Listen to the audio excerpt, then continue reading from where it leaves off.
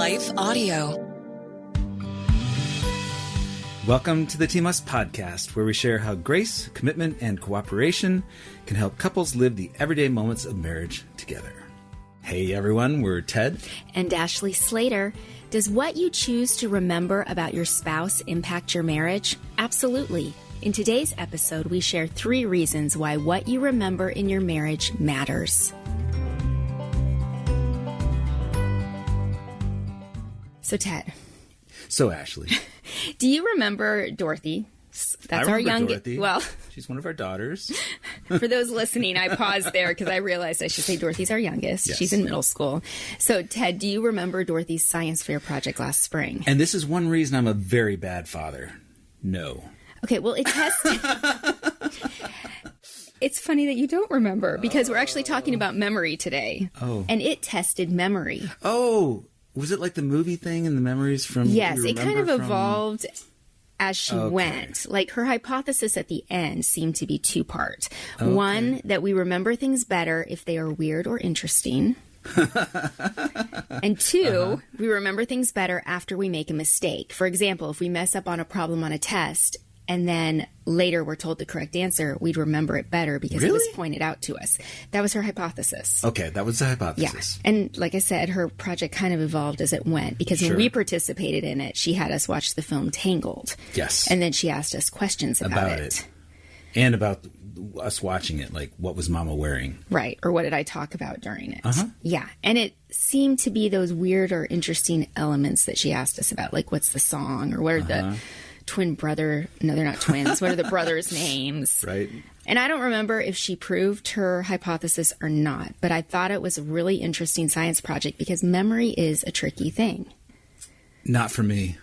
It's just, 5 years and I forget.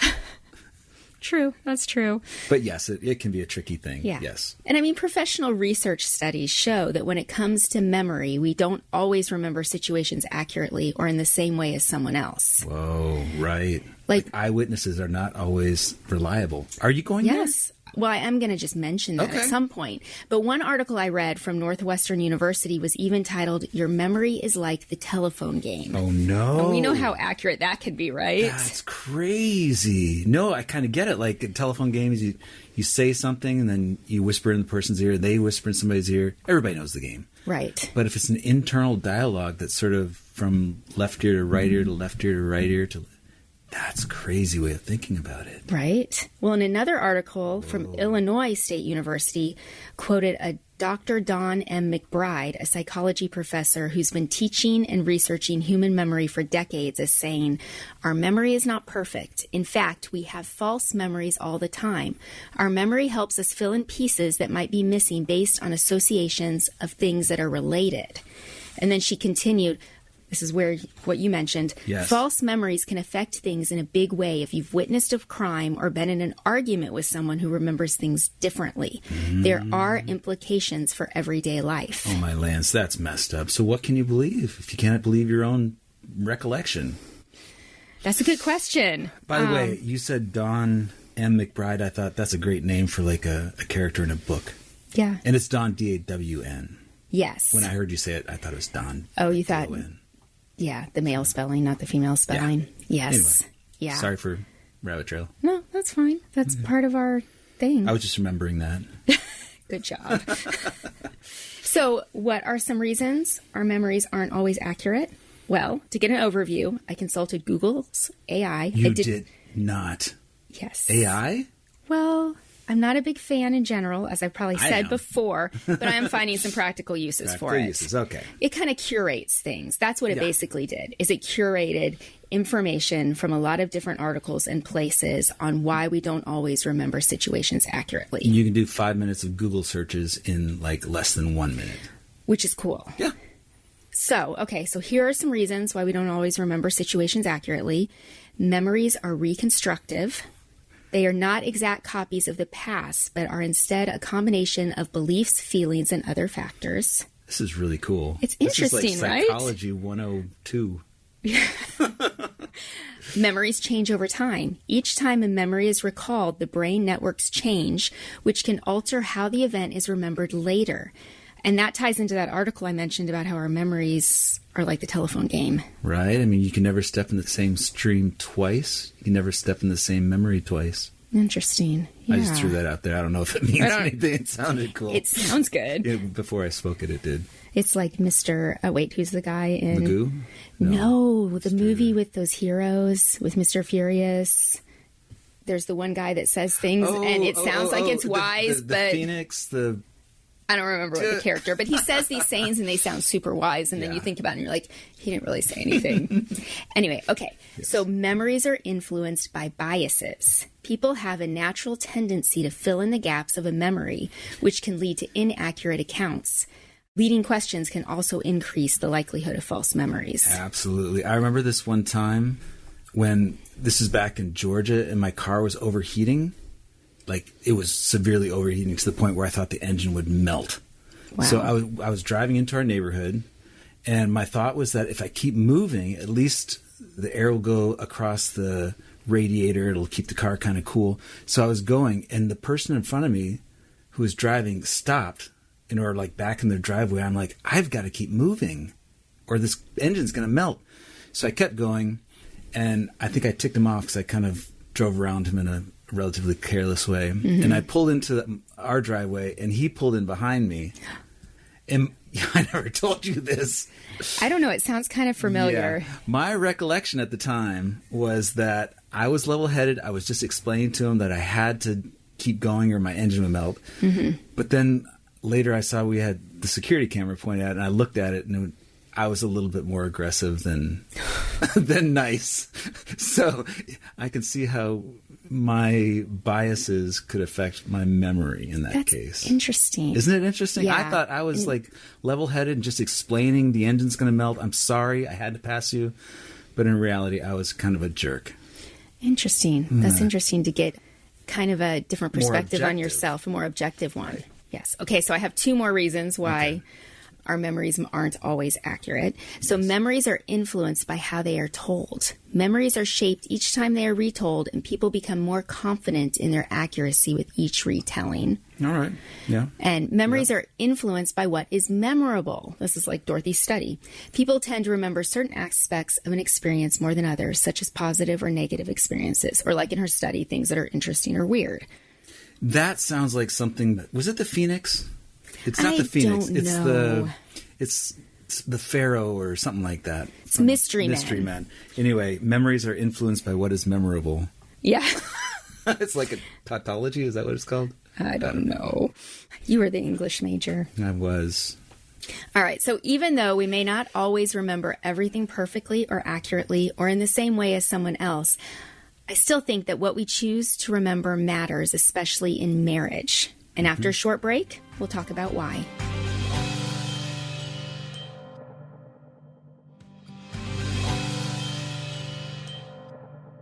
We're talking about why what you remember in marriage matters. And in Team Us, I talked about ways to have a lighthearted marriage or a relationship that's not weighed down with grudges or a record of wrong or bitterness. And it's difficult to feel lighthearted and at ease in marriage if we're keeping negative tallies on each other.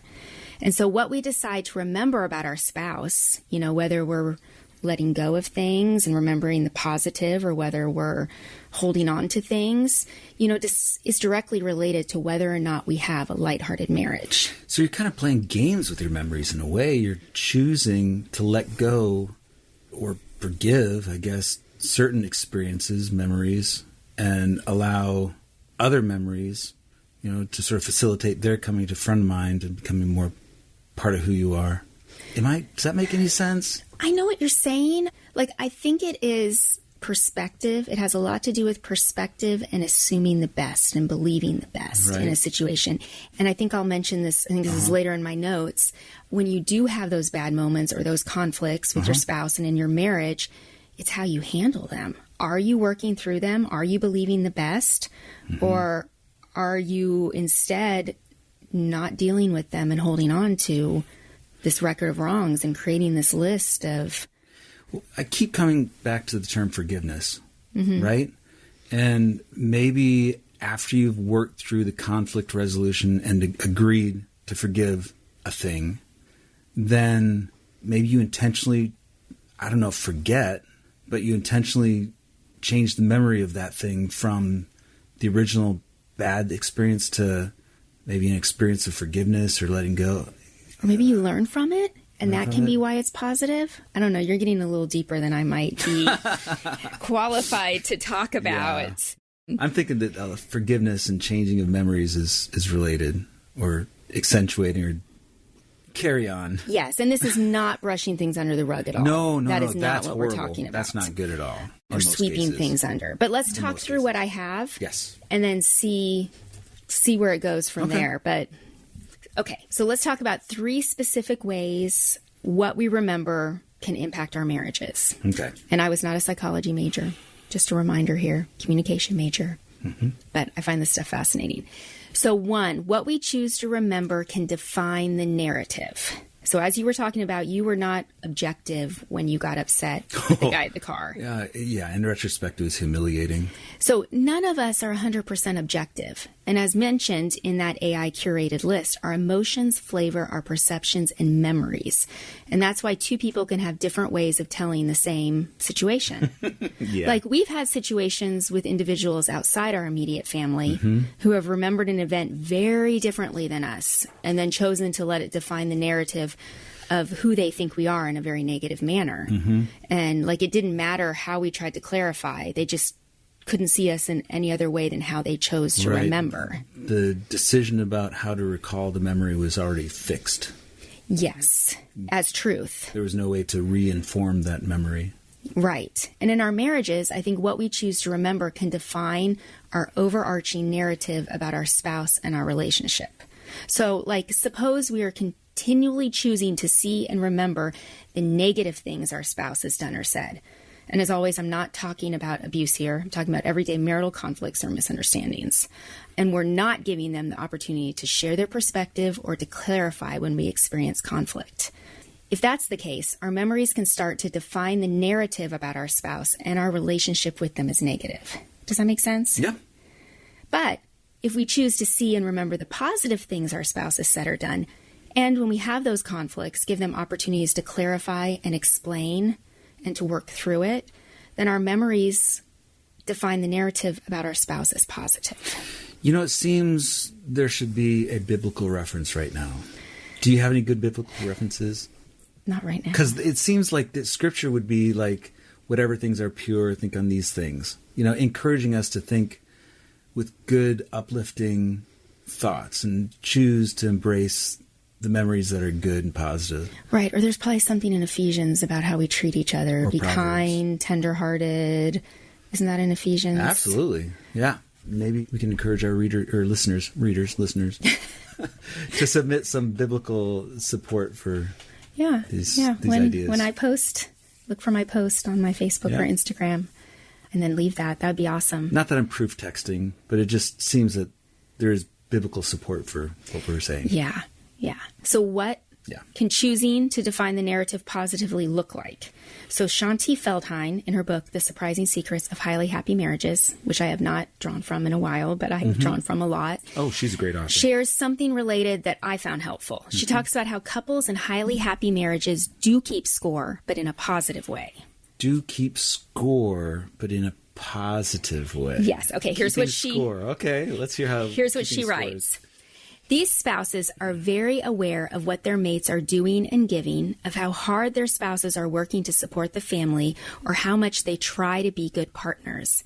They are highly aware of times when their mates are working longer than normal hours or have had a harder than usual time with the kids. And as a result of their hyper-awareness of how much their spouses are giving, they make small but powerful adjustments.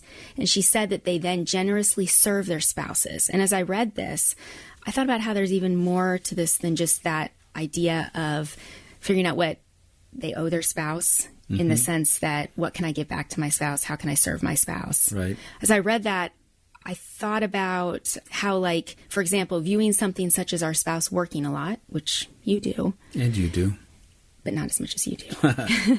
When we view that from a positive perspective, it shapes the narrative in a positive way rather than a negative way. You're always working. Why are you working so much? You're a workaholic. You care about work more than you care about me. It could be that, or it could be you're working hard because you're taking care of the family and you care about us. And this is, you know what I mean? Yeah. That's good. At a previous church, there was this concept of study your spouse. Do you remember that? It was back in Virginia. Oh, no. That was more than 5 years ago. Well, I remember. Maybe it's just, I think both the wives and the husbands were encouraged to study your spouse. And that sounds like what this hyper-awareness is. Be aware of what your spouse is doing. Watch your spouse and appreciate, what they're doing. Well, and it could be, okay, so I did laundry today. I noticed that. And you noticed and said thank you. You Yeah. did not say, it's about time you did laundry because it was overflowing. Well, see, there's two different ways that it could have been. Well, it's overflowing. I could have done it. I know, but it could have been and sometimes you do it, but it could have been a negative thing about what took you so long to get to it, and that's the narrative. Or it's oh, thank you so much for noticing that laundry needed to get done and doing it. Did you use a softener? Next point. I like fabric softener. I know you do. I think the kids sometimes confuse it. The younger ones confuse it for laundry detergent. Oh. Yes. So I have to push it in the back, but that's a tangent. It. Okay. Tangent. Number 2. What we choose to remember can drive our attitude. And so this ties into what we just talked about from Shanti Feldhein's book. As couples, do we view each other with gratitude or bitterness? Are we thankful for each other or are we resentful? What we choose to remember can drive our attitude toward each other. I'm going to need an example. Okay, well, like from that, or do you want me just to talk about? Well, whatever. Well, Anything.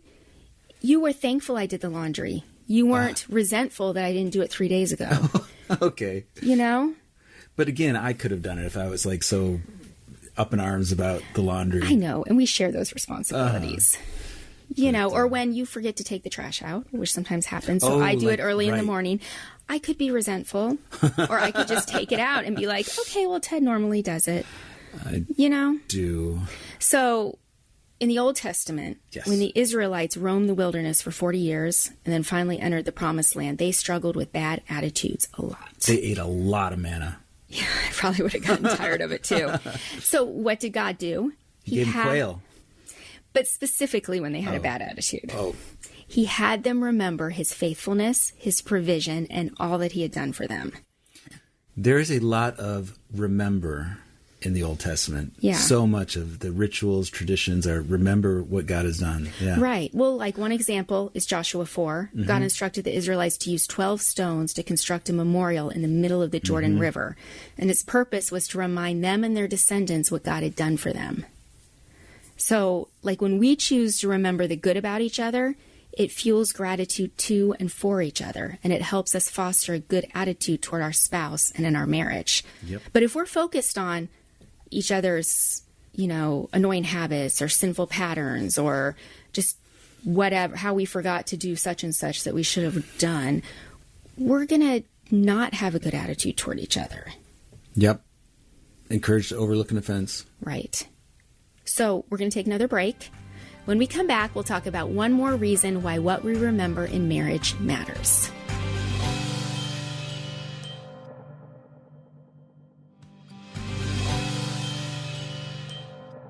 So far, we've talked about how what we choose to remember can define our marriage narrative and can drive our attitude toward our spouse. So number 3, what we choose to remember helps keep us committed. So I'm a big fan of traditional wedding vows. Mm-hmm. We used them at our wedding and actually looked at them. So this is what our pastor asked me. He said, will you have Ted to be your husband to live together in holy marriage? Will you love him, comfort him, honor and keep him in sickness and health, forsaking all others, be faithful to him as long as you both live? And then he asked you the same. I do. Thing. Of course. Of course. That's a little joke of ours. But we actually have our vows framed and hung in our bedroom. Let me jump in. Yeah. One reason I like traditional vows, and I'm not saying non-traditional, I don't look down on anybody who uses non-traditional vows, but one reason I like traditional vows is if I go to a wedding and they do traditional vows, it's like, yeah, I've agreed to that. It's like this long line of people, of couples who've made the same commitment using the same words. It's a reminder, what I did, what we did. Yeah, no, that's good. That's good. Yeah. Well, when we choose to remember the promises we made, like at weddings, when you hear them, it matters. Yes. It keeps us accountable, And it reminds us that our marriage is about more than us as individuals and what we want or don't want. It's about God. It's about our kids. It's about the community that we made those vows in front of. And I actually read an article called Why Your Wedding Vows Mean More Now Than Your Wedding Day. And I thought it was an excellent piece. So I actually have part of it I want to read because... Okay. And then I've got a question, but go ahead. Do you want to do that first, or question? Yeah. Part of the wedding vows includes, will you love him, comfort him, etc. And I'm wondering, does comfort him mean like foot massage once in a while? Sure. I love having my feet rubbed by you. Yes, you do. Yeah, you like soaking your feet. Oh, you like yeah. putting lotion on your feet. Oh, my feet. Yeah. Yes, you're a... Carry on. That was a weird tangent. Yes, but now they know a little bit of weird stuff about us, and they'll remember it because it's weird. Ah, there you go. There you go. Okay, so the writer of this, Adam Hillis, says, and it's a bit long, This is what he says. It's funny how you don't really need your vows when you're first married. The honeymoon stage doesn't require much beyond your presence. Just being together brings joy, and there often isn't much work involved in having a relationship because most days are butterflies and rainbows. I like butterflies and rainbows and unicorns. Yeah. Okay. So he continues, promises you made to one another on your wedding day aren't really being challenged. Mm-hmm. But then things escalate as you live together a bit longer. It goes from minor fights over which end to squeeze the toothpaste, to whose family you should live closer to arguing over why there isn't enough money in the bank to pay the bills. When things get really difficult and you don't know if you want to stay anymore, remembering those vows can be a powerful thing. You made a vow, a promise with power to someone in front of God and all your friends and family. I'm going to get choked up because that's really powerful. I found this article so moving, and the link will be in the show notes. Uh-huh. He continues, you said specific words to someone that you never said to anyone else. After a couple's years of marriage, you probably have some battle scars you didn't have on day one. Vows are a weapon we get to use in our fight to stay married. Remember what you promised and why you promised it. Isn't that good? Yeah. I'm going to read that one part. You made a vow, a promise with power to someone in front of God and all your friends and family. Right. Boom. Well, and then he said... Mic drop. Yes, and then he said, vows are a weapon we get to use in our fight to stay married. Remember what you promised and why you promised it. And we have some friends going through, their marriages breaking, and it's been heartbreaking. It has been. And so... Yeah. It just spurs me on to remember and to keep fighting for, our marriage. When you see these things happen. Thank you. Anyway, I will put the link to that article in the show notes. I highly recommend reading the whole thing. So to recap, 3 reasons why remembering in marriage matters are: 1, what we choose to remember can define the narrative. 2, what we choose to remember can drive our attitude. And 3, what we choose to remember helps keep us committed. After this break, we'll be back with this week's Us Time Challenge.